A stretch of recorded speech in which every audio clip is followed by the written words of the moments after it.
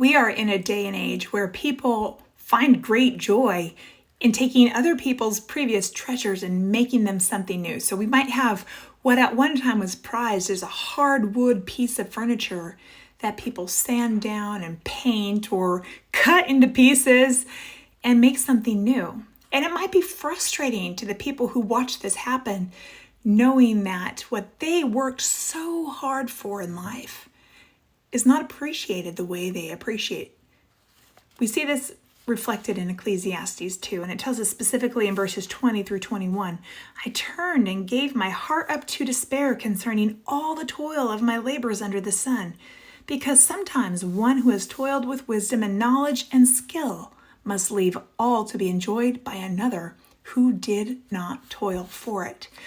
The author of Ecclesiastes is expressing the frustration of working hard and not really seeing something that's lasting beyond his or her lifetime, something that when passed to the very next generation is devalued.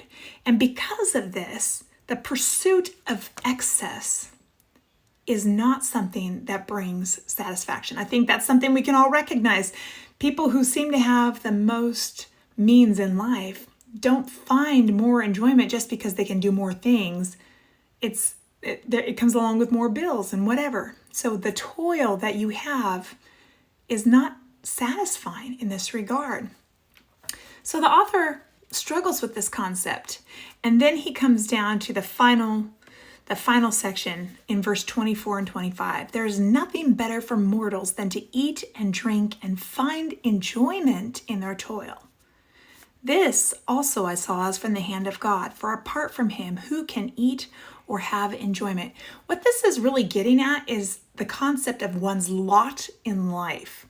So earlier in the chapter, it talks about finding pleasure in one's reward for their toil. And this is one's lot in life as given to them by God.